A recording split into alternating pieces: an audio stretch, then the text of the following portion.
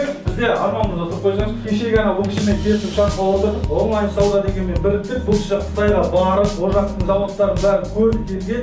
Өзінің Арманда деген бренді бар. Соны қалыптастырған адам. Ассалаумағалейкум, қазақ елі. Мен есімім Арман Берікқалиұлы. Онлайн сауда тікелей заводтардан, Қытайдың заводтарынан біз тауарларды алып келіп, Қазақстанға, оның ішінде тек қана Қазақстан емес, біздің өзіміз қазір Ресей нарығына шығу. Барлықтарыңыз өздеріңіз білесіздер, қазір барлығы Қытаймен жұмыс істейді.